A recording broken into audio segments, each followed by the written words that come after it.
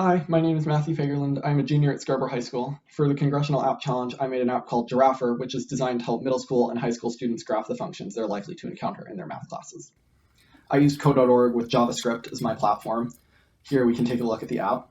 We start on this screen with a picture of a giraffe, which references the name GiRAPHER, grapher. We've got an about page talking about middle school, high school graphing, common vocab definitions, and a graphing calculator.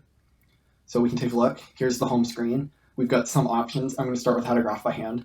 Students that are looking to actually do the problem themselves rather than have the calculator produce it can come here. We've got everything from Algebra 1 with lines to the more complicated pre-calc with conics, and then transformations really can apply to any of them if you've got vertical shifts, horizontal shifts, or reflections over axes. When we click into conics, we can see we've got all of the main forms and even how to tilt a conic with the x times y term. Taking a look at north-south hyperbola, we're given this nice diagram that shows you an example and then where all of those points map onto. This description tells you what all of those points mean and how you would find them from this equation. Then we can also click this vocab button and say we didn't know what locus was, and now it tells us, oh, it's a set of points that forms a curve. That's not too bad. I purposely chose in the write-ups about how to do the problem the more complicated vocab terms, so that way students that were looking back at notes or into a textbook would be able to actually learn what that term means.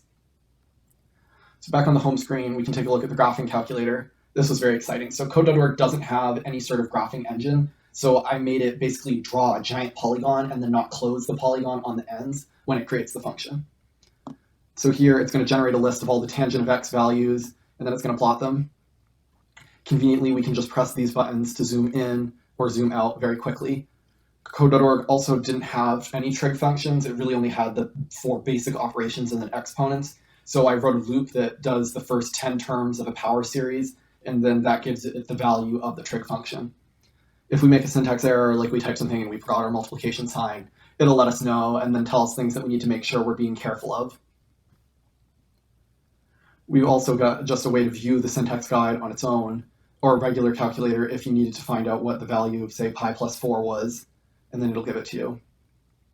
If you're doing a homework problem, you're really frustrated, you just need to kind of blow off some steam, see some angry giraffes stampeding in the desert, we've got a video of that, just to help kind of cool students off.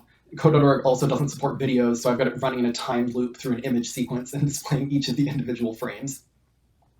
Overall, the biggest challenge I faced when coding is just the limitations of code.org. Fortunately, I found ways around it with some higher math or with just knowing how a video works and being able to code it as its separate frames. Otherwise, though, this would have been very difficult to make without using those sort of methods. Ultimately, if this app can get students away from photomath and ChatGPT, this will have really, really achieved its purpose with getting students more interested in their math.